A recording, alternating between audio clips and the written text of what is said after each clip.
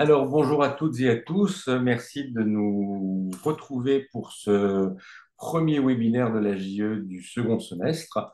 Nous avons le plaisir de recevoir aujourd'hui Benoît Vaillot, qui est historien et qui peut s'enorgueillir finalement, avec d'autres, d'avoir contribué à créer au sein du ministère de la Transition écologique un nouveau département dont il va nous parler. Ce département a été annoncé, sa création a été annoncée le 28 mai dernier au bulletin officiel. Et il s'agit du Comité d'histoire de l'environnement et du développement durable, le CHED. Alors, le CHED a pour mission générale de reconstituer, valoriser, diffuser l'histoire des acteurs publics et privés, des administrations et des politiques publiques du pôle ministériel de l'aménagement du territoire et de la transition écologique. C'est déjà très, très vaste. Donc, à cette fin, il conduit des recherches en sciences humaines et sociales, notamment en organisant des journées d'études, des colloques, des événements scientifiques dont les travaux sont publiés par la suite. De façon plus confidentielle, on dirait, il organise une conférence mensuelle, un atelier de recherche avec les hauts fonctionnaires du ministère. Donc, Benoît Vaillot, vous êtes historien, vous êtes spécialiste de la chasse, notamment, je crois que votre thèse portait sur l'organisation, enfin un comparatif de l'organisation entre la chasse en Allemagne et en France. Il y a effectivement beaucoup à dire là-dessus. Et donc, vous dirigez depuis quelques mois maintenant le CHED. Alors, est-ce que cette institution est-elle la première à s'occuper de l'histoire de l'environnement, de la transition écologique, du développement durable au sein du ministère, ou y a-t-il déjà eu un service précédent? Oui, en réalité, le comité d'histoire de l'environnement et du développement durable a été créé cette année et il remplace le comité d'histoire qui n'avait pas de nom officiellement, mais qui était un comité d'histoire qui avait pour périmètre, on va dire, les ministères du pôle ministériel de l'aménagement du territoire et de la transition écologique, mais sans que ce soit très clair, puisqu'en fait, le texte qu'il organisait datait de 95, hein, puisque la structure précédente datait de 95. C'était rattaché à l'époque au Conseil général des ponts et chaussées.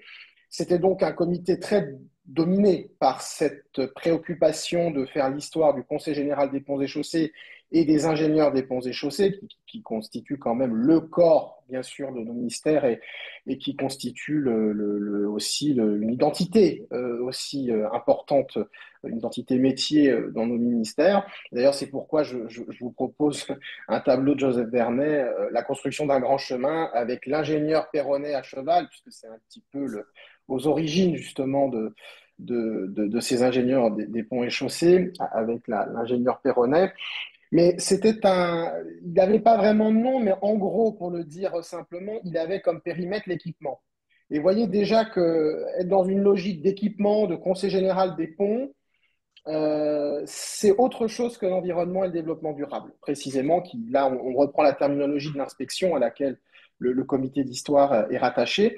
Mais donc là, vraiment, on embrasse tout le périmètre de l'aménagement du territoire et de la transition écologique, c'est-à-dire aussi tous les domaines liés. Hein. Donc c'est aussi vaste que la mer, les paysages, l'aménagement, les ruralités, le logement, la ville, la politique de la ville, l'urbanisme, la construction, les risques industriels et technologiques, les transports, le logement, le climat, etc. Voilà, donc c'est un périmètre très large et, disons-le d'emblée, c'est le comité d'histoire ministérielle qui a le périmètre le plus large de tous, hein, en raison de la singularité du pôle ministériel.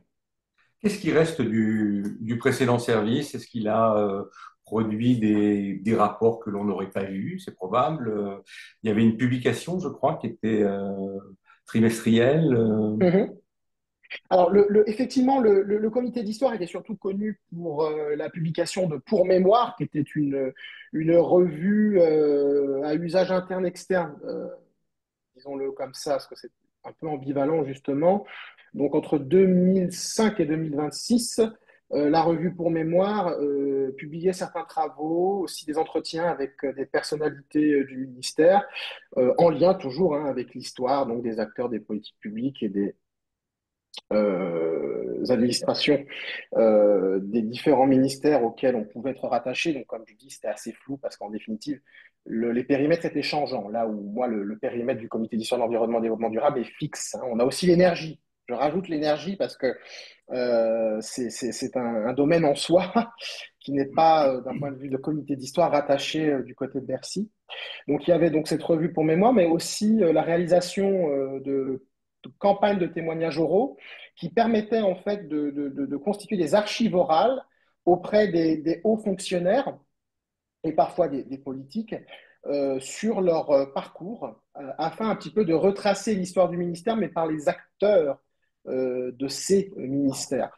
Alors là sans doute, hein, pour les journalistes de l'environnement, il y a des sources d'informations non négligeables aussi pour comprendre la constitution de certains services, la construction de l'évolution des ministères qui sont nombreuses quand même depuis 30 ans. Il y a des choses sans doute à aller voir de ce côté-là parce que c'est autre chose que justement les rapports, les rapports écrits qui peuvent être versés aux archives, donc c'est important.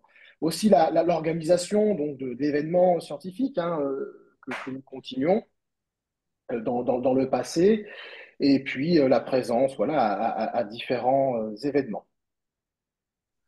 Alors, avant de rentrer dans le sujet, je crois que Patrick Février a une question rapide,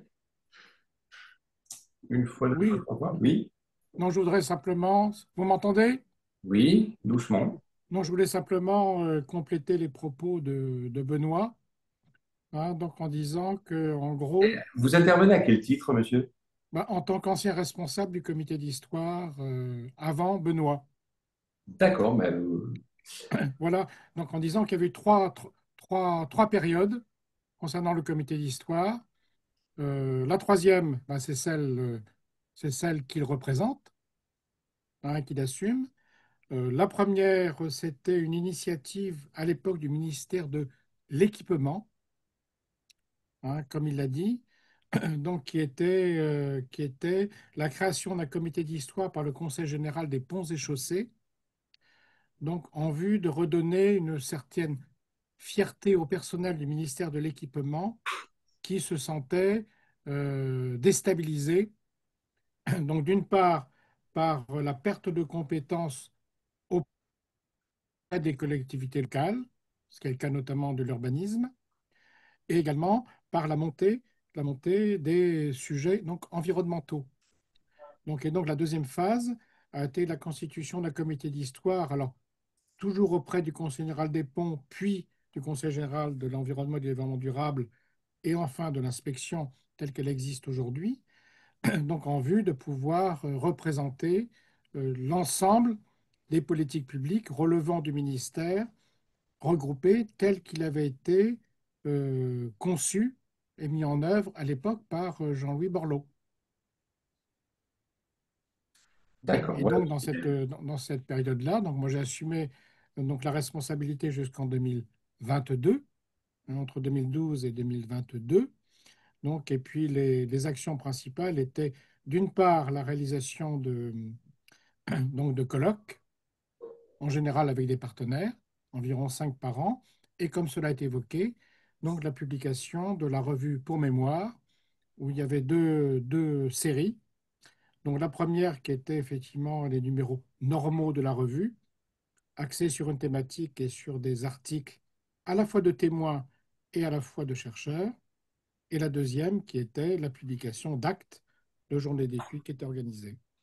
Et Je vous vous pouvez remercie pour cette retrouver, précision. Oui, oui, monsieur, on est en direct avec Benoît Baillot, donc on Oui, va oui, lui laisser la parole. C'est lui l'invité. voilà. vous pouvez retrouver l'intégralité des numéros en série et hors série de Pour Mémoire sur le portail ministériel écologie.gouv.fr. Vous les avez au format PDF. C'est assez intéressant de se replonger dans la publication pour certaines questions qui peuvent parfois d'ailleurs occuper sur des sujets d'actualité. Merci, monsieur Voilà, Février. Alors, qu'est-ce voilà. Et que... je suis très heureux, si je peux permettre, Je suis très heureux que Benoît ait pu prendre la suite Oui, de merci, cette Monsieur émission. Février. C'est lui l'invité, ce n'est pas vous. Bon. Alors, retour à l'invité. Qu'est-ce que change le Shell? Quel est votre programme aujourd'hui? Et qu'est-ce que vous nous préparez? Parce que j'imagine que vous n'allez pas phosphorer en rond et qu'il y aura des travaux qui seront publiés. Oui, alors on a réorienté donc, beaucoup de, comment dire, on a réorienté les activités vers une histoire alors, des acteurs, des administrations et des politiques publiques. Mais quand je dis acteurs, je le précise, ça c'est en accord avec le conseil scientifique, hein, puisque nous avons un conseil scientifique au comité d'histoire, acteurs privés et publics. Et c'est important de le spécifier parce que dans le domaine des politiques publiques de l'environnement tout particulièrement, on ne peut pas faire l'impasse sur les acteurs privés, les associations notamment, qui ont joué un grand rôle dans l'élaboration de ces politiques et qui ont beaucoup influencé la façon de les conduire aussi. Et puis d'ailleurs, on connaît les circulations encore jusqu'à aujourd'hui, hein, qu'il peut y avoir justement entre associations et ministères, hein, avec des ministres d'ailleurs issus, hein, de, comme on dit aujourd'hui, de la société civile et qui sont en fait des personnalités qui justement viennent du monde associatif et qui donc aussi, donc c'est une histoire assez singulière. Voilà ce que je veux dire, l'histoire des administrations surtout pour la partie environnement, des administrations et des politiques publiques de l'environnement, parce que sur l'aménagement du territoire, c'est un peu plus classique, et les travaux publics, comme on disait en fait jusque dans les années 50, enfin, même jusqu'à l'équipement en fait, hein, jusqu'à à la création du ministère de l'équipement au début des années 60, les travaux publics, c'est plus classique entre guillemets en termes d'histoire de l'administration et des politiques publiques, alors que l'environnement, vraiment, ça permet de penser les choses un peu différemment. Très rapidement, pour vous donner un exemple, je passe juste en revue quelques activités. Bon, on a organisé une exposition sur les 80 ans du ministère de la Reconstruction et de l'Urbanisme, regard sur la reconstruction 44-58, photo d'une aventure humaine, parce qu'on est aussi les héritiers de tous les ministères qui ont reconstruit la France. Alors, après 1945, mais aussi après la Première Guerre mondiale. Hein. Voilà, c'est aussi ça, c'est retracer l'action de ces ministères dans ce sens. Et un exemple que je trouve vraiment excellent, c'est technique et savoir-faire de la surveillance de la qualité de l'air d'hier et d'aujourd'hui. Ça, c'est une journée d'études que nous avons organisée avec le colloque et le programme PRISER et avec différents universitaires. C'est typiquement revenir à la généalogie d'une politique publique de la qualité de l'air où en fait l'État est absent au début. Enfin, c'est ça qui est intéressant, c'est que ce sont les collectivités et les associations qui se sont dotés d'outils pour surveiller la qualité de l'air avant que l'État, en fait, n'intervienne plus franchement. Et ça, c'est aussi intéressant voilà, de retracer cette histoire-là, qui permet aussi de voir les choses un peu différemment qu'une approche descendante, hein, vraiment avec ce centre parisien de surcroît, ce centre politique parisien, et après, d'où viendraient toutes les politiques publiques. C'est pas du tout voilà, l'histoire que nous proposons au comité d'histoire avec nos différents scientifiques. Bon, on a aussi réalisé les 20 ans de la FIT France, l'Agence de financement des infrastructures de transport. Bon, là, c'est de l'histoire plus récente, hein, parce que c'est vraiment une façon aussi de passer par la phase agencification de l'État, qui est en fait assez récente en définitive, et d'ailleurs dans un contexte où les parlementaires ont pu interroger la légitimité de certaines agences. Donc, il y avait ça aussi en actualité. Et dans ce qu'on peut faire, et là je rebondis avec la présentation de Valérie Laram-Tannenberg, on organise des petits déjeuners, donc, mais là qui sont destinés aux fonctionnaires, où on essaye de réfléchir avec des chercheurs sur une politique publique précise, des historiens, mais pas seulement, des politistes aussi, des sociologues, parce qu'il y a de la socio-histoire, des géographes, hein, pour les questions d'aménagement, ça a du sens, qui ont souvent le recul historique que nous essayons d'apporter. eh bien, on peut échanger donc avec des hauts fonctionnaires sur une politique publique précise. Bon, bah, le meilleur exemple peut-être de l'année passée, c'est Jean-Baptiste Fressos, que l'on connaît tous, qui est intervenu et que nous avons pu confronter avec Dominique Overlo, inspecteur général de l'environnement et du développement durable, qui lui a apporté une contradiction sur certains éléments, en lien avec aussi donc la DGEC, la Direction générale énergie et climat, qui était présente lors de l'événement. Plusieurs représentants de la Direction générale étaient là, où on a pu un peu confronter aussi parfois des chercheurs qui sont un peu déconnectés peut-être des réalités. Ce n'est pas le cas de Jean-Baptiste Fressoz, mais je le précise, mais ça peut arriver d'avoir des chercheurs un peu déconnectés et aussi inversement des fonctionnaires qui n'ont pas le recul sur ce qu'ils font parce qu'on n'a pas la mémoire de l'administration qui nous précède, hein, et d'autant plus dans un périmètre ministériel où il y a eu tellement de changements. Hein, je veux dire, les ministères de l'aménagement du territoire et de l'environnement et de la transition écologique ne sont pas nés avec Jean-Louis Borloo, hein, même si le rôle de réorganisation et de constitution de ce grand ministère et de ce grand pôle ministériel est en grande partie de son fait. Il y a aussi d'autres. Il y a une mémoire avant qu'il faut remobiliser pour l'expertise des politiques publiques. Hein. L'histoire que propose le comité d'histoire, c'est une histoire au service de la conduite, de la réalisation et de l'expertise des politiques publiques. Ce n'est pas une histoire gratuite. Voilà.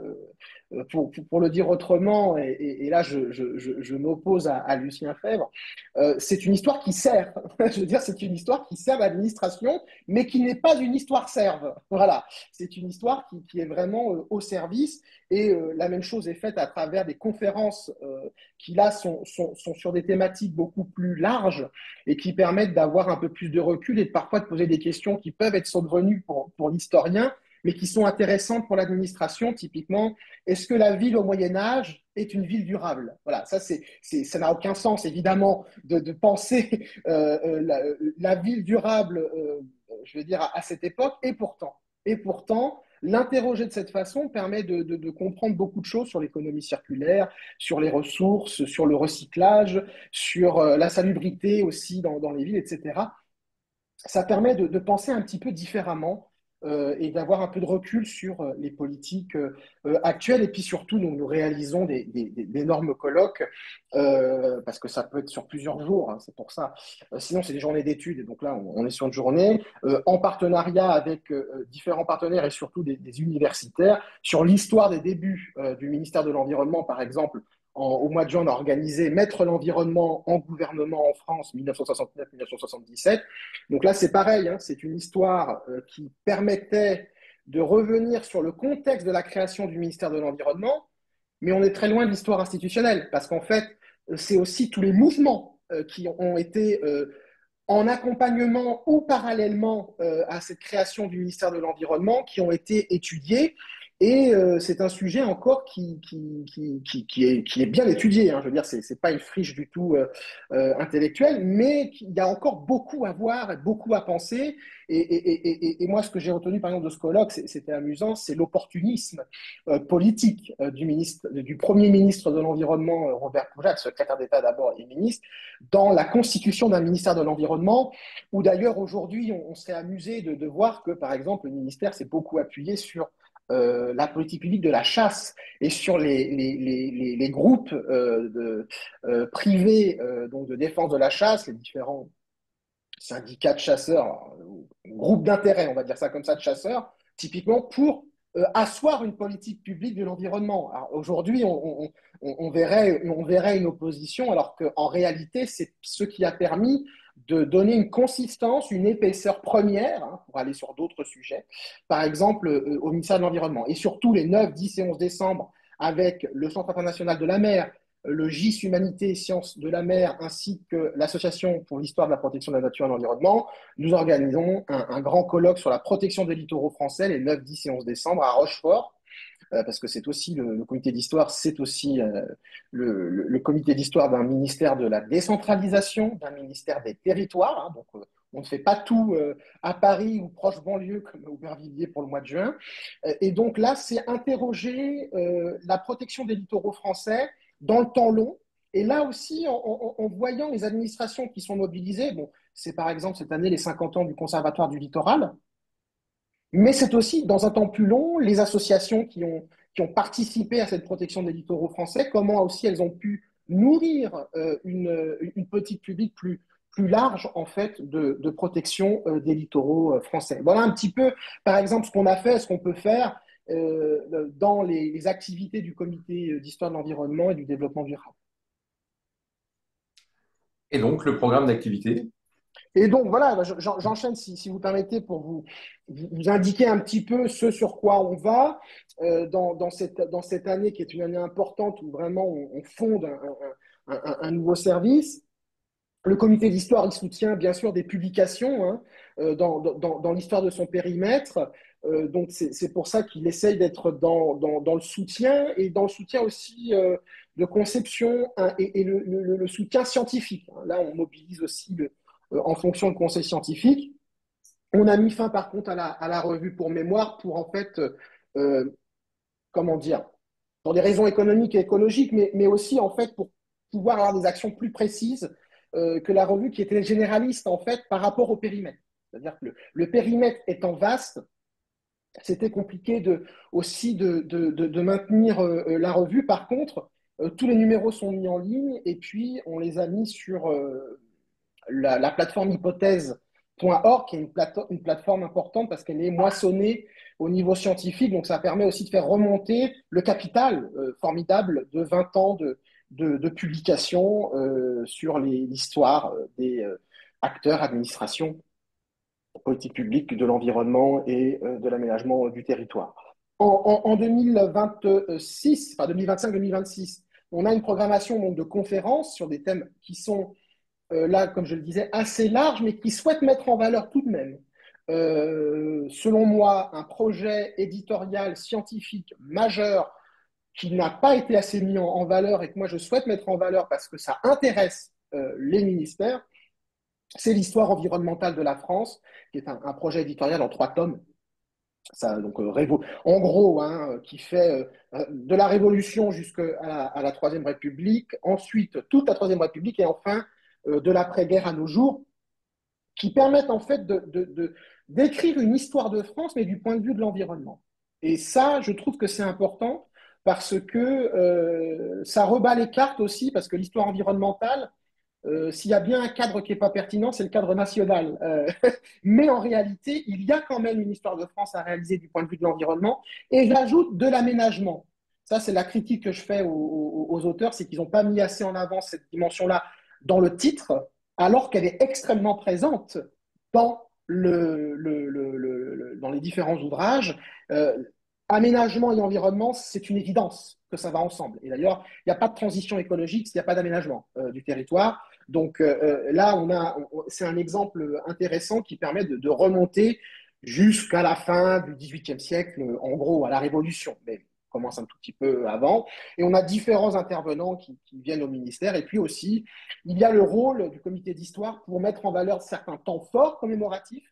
Je pense par exemple à la conférence qui sera dédiée à Dumont-Durville. Alors pourquoi une conférence dédiée à Dumont-Durville? Eh bien parce qu'en fait, ce sont les 200 ans on fête le bicentenaire en 2026, on commémore le bicentenaire de l'expédition de Dumont-Durville en Antarctique, expédition qui est importante dans l'histoire de la marine civile, hein, puisque bon, alors, il est explorateur, scientifique aussi, hein, Dumont-Durville, un scientifique d'ailleurs que nous devons aujourd'hui critiquer, hein, puisqu'il avait évidemment une conception de l'humanité, on va dire ça comme ça, d'un homme de son temps, et donc avec des choses tout à fait non seulement non pertinentes aujourd'hui, mais complètement erronées et qu'on peut qualifier, qu'on pourrait qualifier aujourd'hui. J'aime pas apporter un jugement de valeur sur le passé, ça n'a pas de sens, mais qui est une conception raciale de l'humanité. Je ne dirais pas raciste tout de suite, mais enfin, en tout cas raciale, c'est certain. Et donc aussi interroger hein, dans le cadre de cette expédition en Antarctique, même si la singularité de son expédition, c'est qu'elle n'a pas été confrontée à des hommes, justement.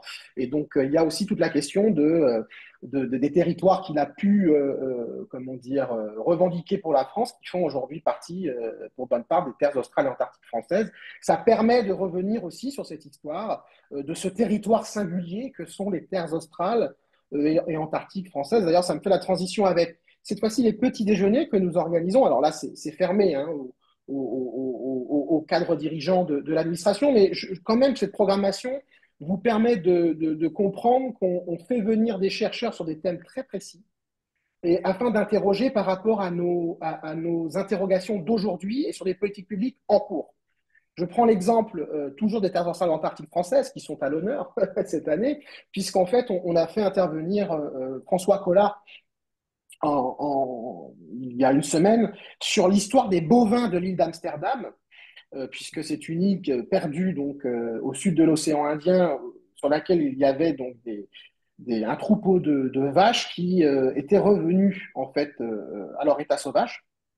Et décision a été prise au cours des années 2000-2010 de mettre fin en fait d'exterminer en fait le troupeau qui était sur cette île pour protéger les oiseaux en fait qui sont sur l'île d'Amsterdam dans les terres australes antarctiques françaises et ça pose en fait toute une série de questions sur la biodiversité, protéger une espèce au détriment d'une autre, quelle conception de la protection de la biodiversité et quelle action de l'État dans la protection de cette biodiversité, puisque c'était donc une décision du préfet hein, des terres australes et antarctiques françaises. Donc ça a permis de revenir là-dessus et de mettre en fait en écho avec, par exemple, des missions de l'inspection relatives à la protection des espèces. Hein, voilà, donc ça, c'est vraiment cette histoire qui fait écho à ce que l'on vit et qui permet de réfléchir à, comment dire, aux politiques publiques actuelles. Et puis, c'est aussi une façon pour le comité d'histoire de proposer des scientifiques et intellectuels qui sont utiles à la compréhension des enjeux actuels dans le cadre de missions d'inspection, par exemple. Ça, c'est pour vous dire aussi que voilà, on a cette utilité-là. C'est pas le comité d'histoire n'est pas un laboratoire de recherche qui fait des petites recherches dans son coin. C'est au service hein, d'une politique ministérielle. Alors, comme vous le voyez, hein, les thèmes sont très variés. Voilà, la chance du comité d'histoire. Bon, et enfin, pour vous informer, parce que ça, je pense que ça intéressera les journalistes de l'environnement d'avoir quand même en tête cela en 2026. 2026, on va organiser un colloque et des journées d'études en lien avec différents partenaires sur les 50 ans de la loi de protection de la nature, qui est quand même une loi constitutive, une loi matricielle pour le ministère de la Transition écologique aujourd'hui, et aussi en profiter pour faire les 10 ans de la loi pour la reconquête de la biodiversité, de la nature et des paysages, qui est aussi une loi importante et qui s'inscrit d'ailleurs dans la continuité directe des 50 ans.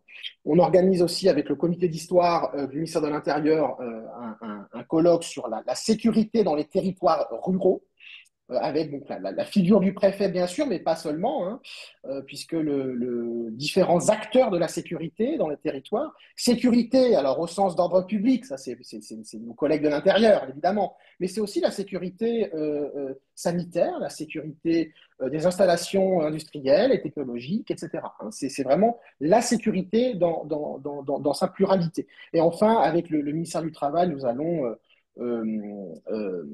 commémorer, entre guillemets, les 50 ans de la loi sur les installations classées, qui est une loi aussi importante, qui, en fait, à travers une histoire comparée de l'inspection du travail et de l'inspection des installations classées, deux inspections pardon, qui sont parties liées et qui permettent donc de faire l'histoire des risques professionnels, industriels et environnementaux.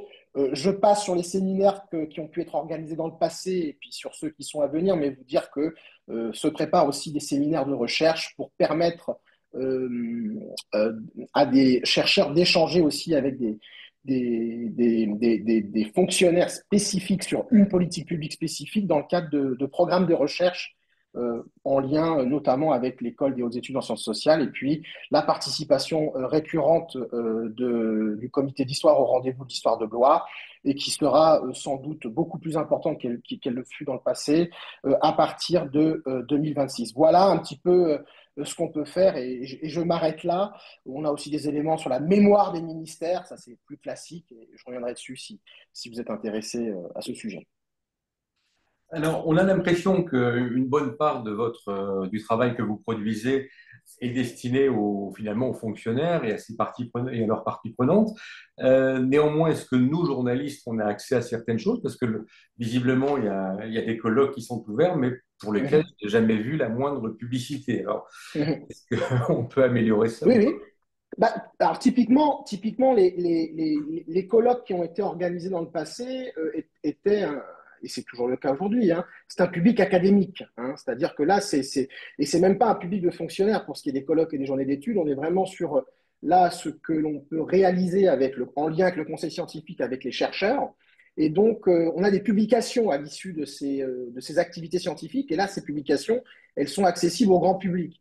Néanmoins, nous organisons par exemple pour le colloque à Rochefort, en lien avec l'Association pour l'histoire de la protection de la nature et de l'environnement, il y aura 2 tables rondes où il y aura des acteurs donc là de l'environnement et de la protection des littoraux plus particulièrement, qui ne seront pas académiques, hein, qui pourtant seront bien présents, eux, dans différentes sessions, mais essayer un petit peu de varier les plaisirs et de varier aussi les acteurs pour permettre ces temps d'échange. Alors concrètement, justement, le colloque de Rochefort fera l'objet d'une présentation à la presse, parce que justement, je suis tout à fait d'accord avec vous, c'était un petit peu l'isolement de ces événements. Ça fera l'objet d'une présentation à la presse, et je vous enverrai l'invitation. C'est à Rochefort, et je suis en train de voir avec le Centre international de la mer s'il n'y aura pas un dispositif permettant à distance d'assister pour les journalistes ne pouvant être présent à Rochefort, mais à cette présentation, et sachant que l'inscription aux événements, elle est libre. Hein, donc, il ne faut pas hésiter à se proposer aux différents événements. Enfin, encore faut-il qu'on sache qu'ils ont lieu, qu'ils les Maintenant que organisent. nous sommes en contact, moi, je vous ajoute sans souci aux listes de diffusion pour que vous soyez tenus informés. Par contre, les petits déjeuners, bon, je les mentionne, mais ils sont réservés aux cadres dirigeants des ministères. Aussi pour des raisons, je le dis très clairement, hein, pour des raisons bêtes d'organisation, c'est beaucoup plus simple. Voilà, je le dis, c'est aussi beaucoup plus simple. On n'a pas de retransmission, c'est beaucoup plus léger comme dispositif et ça permet plus d'agilité. Et surtout, c'est en lien avec l'actualité. Par exemple, cette année, Jean-Baptiste Fressard, on a pu le faire venir, c'est une chance, mais c'est parce qu'on avait un dispositif très léger qui permettait, pour les dates et l'organisation concrète, en fait, de s'adapter à son calendrier, puisque vous l'avez entendu beaucoup, hein, Jean-Baptiste Fressot cette année, encore récemment, d'ailleurs, je l'ai entendu sur France Inter, pas plus tard que la semaine dernière. Donc, voilà, ça, c'est un exemple. Les conférences, par contre, vous êtes tout à fait invité s'il y a une thématique qui vous intéresse. Et j'insiste vraiment sur l'histoire environnementale de la France parce que, en plus, alors, je ne vais pas le qualifier de journaliste parce que c'est un professeur d'histoire géo, mais qui fait œuvre de journalisme par bien des aspects. Luc Dérault, qui est l'auteur du podcast Chemin d'Histoire, qui organise en fait des podcasts d'actualité de l'histoire et de l'historiographie et qui en fait a un rôle journalistique sur une tête d'épingle, hein, mais enfin, voilà, qui sera présent. Donc vraiment, moi, je vous invite, hein, n'hésitez pas, et on va vous ajouter à la liste de diffusion, bien sûr, pour que vous soyez informés, que vous puissiez aussi relayer si ça rencontre votre intérêt. Je pense vraiment que pour les 50 ans de la loi de biodiversité, il y aura des choses intéressantes parce que l'anniversaire, il faut l'entendre comme ça, c'est que c'est pas un regard rétrospectif et puis suranné sur un événement passé lointain, c'est aussi interroger son actualité, c'est aussi penser, ne serait-ce que quelque chose de tout bête, mais protection de la nature. Rien que dans le nom de la loi, on voit un décalage par rapport aux enjeux actuels. Voilà, je veux dire, et rien que ça, on se sera interrogé. Hein, se sera interrogé. Et puis, ce sont des événements où il y a toujours un temps d'échange. Moi, je veille beaucoup à ça. Qu'il y ait un temps d'échange où justement le public peut euh, interroger sur des points précis et revenir sur cela. Et j'insiste aussi sur le fait que il y aura la présence de scientifiques, il y aura la présence de représentants du monde associatif, il y aura aussi des hauts fonctionnaires dont certains ont eu des responsabilités dans la rédaction des lois dont il est question. Donc, ça permet, ou une responsabilité politique quelconque à un moment donné. Donc, ça permet aussi d'avoir une pluralité de regards et vraiment d'interroger au regard des enjeux actuels de la biodiversité. Et c'est la même chose hein, pour les installations classées. Hein, voilà, avec les accidents que nous avons eus, les grands accidents industriels, il y a un écho qui est évident à avoir. Et d'ailleurs, si on n'a pas l'histoire, soyons clairs, hein, si on n'a pas l'histoire des catastrophes, ni l'histoire ni la mémoire des catastrophes industrielles et technologiques, on n'aurait sans doute pas eu la création de certains bureaux d'études, de bureaux des accidents aussi, pareil, qui est rattaché en partie à l'inspection d'ailleurs. On n'aurait pas eu même de politique publique ensuite. Voilà, parce que c'est pas que de la coup, c'est pas parce qu'il y a une catastrophe, Lubrizol par exemple, qu'on va mettre en place une administration. C'est parce qu'en fait, il y a toute une mémoire et une histoire qui a pu être réalisée et qui justifie que justement on soit un peu plus dans la prévention que dans la réaction par rapport à quelque chose comme la question des risques industriels et technologiques. J'ai bien noté que le chef n'était pas un laboratoire de recherche. Néanmoins, est-ce que les administrations vous demandent un éclairage sur un point historique particulier ou vous demandent de replonger dans la mémoire pour voir si on n'a pas déjà inventé l'eau tiède il y a 50 ans? Bien sûr, alors c'est important de le dire, le comité d'histoire de l'environnement et du développement durable a cette singularité, c'est que ce n'est pas un service qui obéit à la commande. Ça, c'est important parce que ça peut être le cas dans d'autres contextes ministériels. Néanmoins, c'est un service qui est aussi au service, bien sûr, des autres administrations quand il peut éclairer une politique publique donnée sur un sujet donné. Euh, euh, Typiquement, les 20 ans de l'Agence de financement des infrastructures de transport, c'est une demande hein, qui a émané de l'agence, qui souhaitait en fait avoir du recul sur qu'est-ce qu'on a fait en termes de financement, bien sûr, mais ça c'est leur rôle, mais qu'est-ce qu'on a fait en termes de construction d'infrastructures depuis 20 ans? C'est-à-dire, depuis 20 ans, où est passé l'argent des Français dédié en fait au financement des infrastructures? C'est pas forcément évident en fait pour une administration de répondre à cela. Surtout sur une thématique aussi complexe que le financement des infrastructures. Et donc, on a pu mettre à profit des historiens. Cette année a été vraiment une année pour le comité d'histoire très, très importante pour les transports et mobilités, puisque les historiens sont vraiment saisis de la question et ont pu apporter aussi des questions. Et pour l'anecdote, notre grosse spécialiste de la question du financement des transports, qui est la professeure des universités Anne Conchon, qui est une spécialiste de l'histoire moderne de la France, donc très révolutionnaire, eh bien en fait, elle a été mise à contribution, puisqu'en fait, elle nous a fait un panorama de toutes les façons de financer les infrastructures en France, et en nous montrant qu'en fait, on n'a pas tant innové que ça. C'est-à-dire que toutes les façons que l'on a pensé aujourd'hui, les tarifications particulières, la taxe, le péage, etc., sont des modes très anciens et qu'en fait, on peut faire une typologie assez facile et on peut voir les avantages et les inconvénients en fonction de l'infrastructure dont il est question. Donc, c'est ce recul-là qu'on a pu avoir. Alors, elle remonte à beaucoup plus loin que 20 ans, hein, mais avec d'autres chercheurs, on a pu, sur 20 ans, un petit peu faire le tour des investissements en matière de transport et aussi parler des investissements. Moi, j'aime bien l'histoire qui n'a pas eu lieu aussi. C'est-à-dire les infrastructures qu'on n'a pas faites. Ce que j'ai vu récemment encore sur une archive de l'INA, Gilles de Robien s'enorgueillir dans son bureau, ministre alors des Transports, s'enorgueillir dans son bureau qu'il allait tracer avec son doigt. C'était vraiment un geste assez incroyable. Tracer une ligne de chemin de fer entre la Belgique et la France, et il nous montre un tracé qui n'a jamais eu lieu. Donc c'est assez amusant, parce qu'il était convaincu au moment où il part que ça allait se faire, hein, et qu'il avait décidé que ça allait se faire. Et ça montre aussi voilà, le temps pris par les politiques publiques et surtout en matière d'infrastructure. Évidemment. Je vous propose d'ouvrir de suite la séance de questions-réponses. Y a-t-il des questions, des suggestions, des remarques? Ne parlez pas tous à la fois.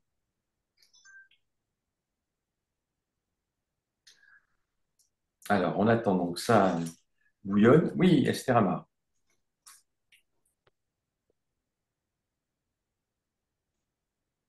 Bonjour, pardon, excusez-moi, ça doit être une erreur de manipulation. Je n'ai pas encore préparé ma question.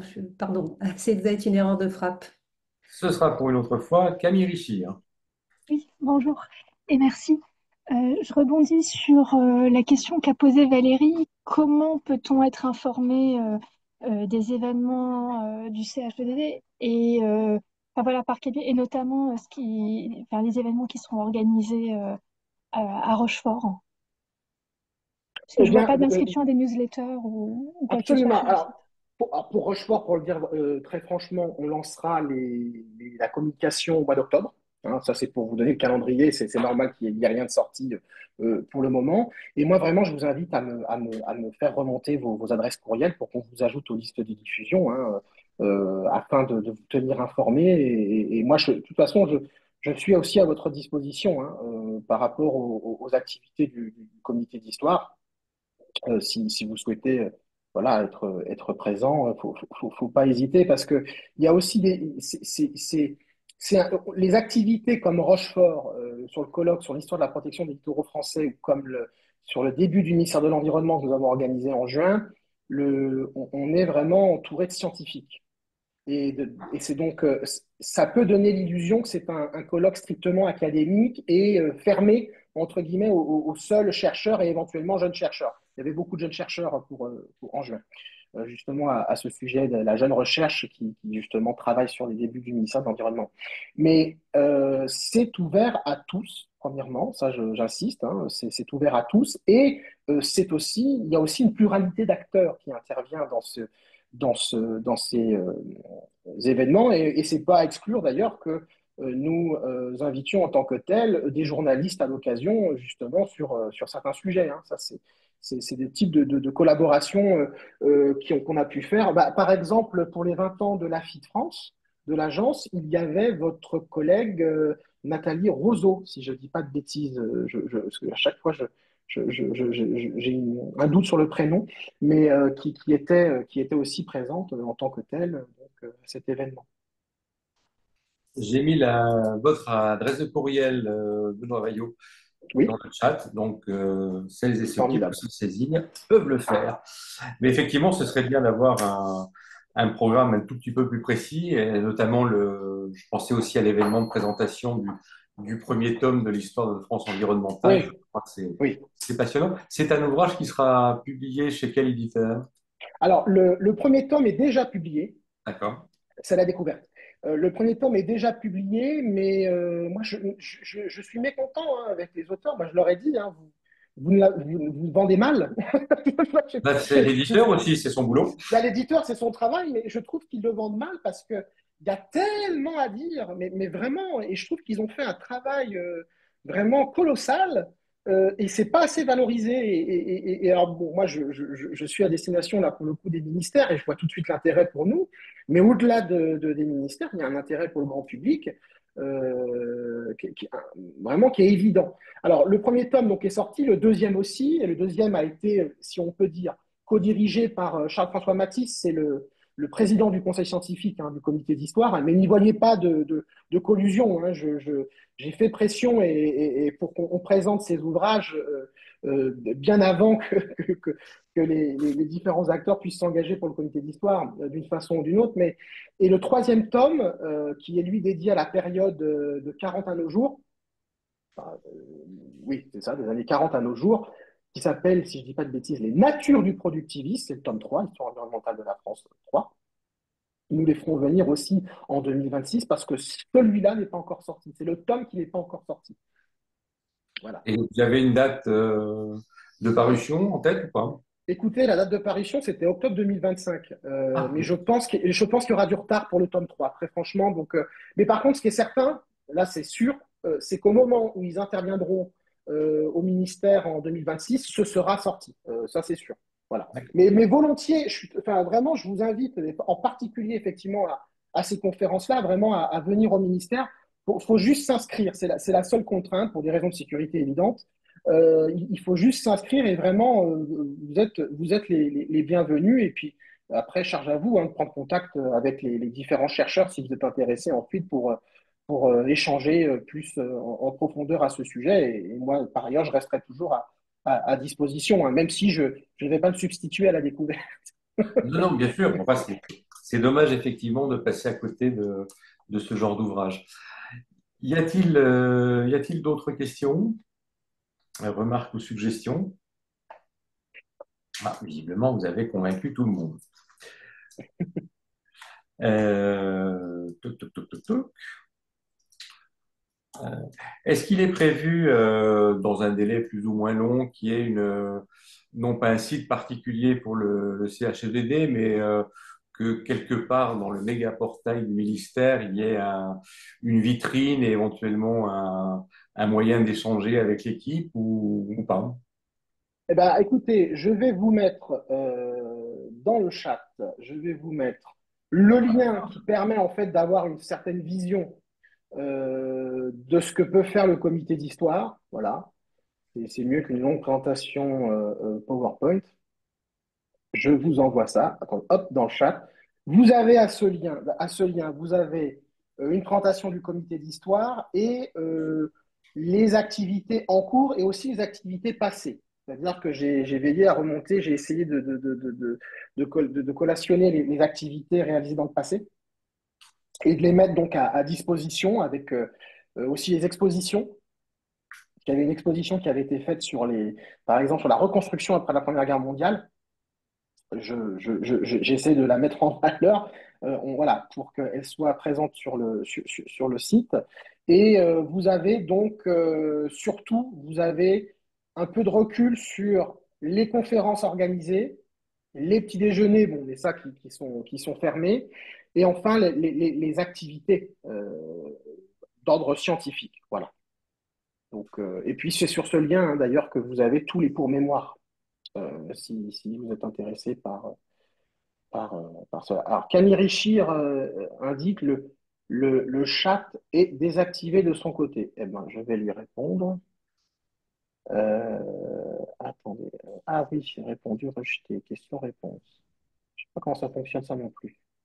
Eh bien, Camille Richir, n'hésitez pas à m'écrire et je vous envoie tout ça. Il n'y a pas de problème. Si, voilà. Et C'est sinon, Benoît. il est dans la discussion, la colonne de discussion Ouais. de webinaire. Voilà. Mais sinon, c'est benoît.vaillot@développement-durable.gouv.fr ou comité.histoire@développement-durable.gouv.fr. Voilà.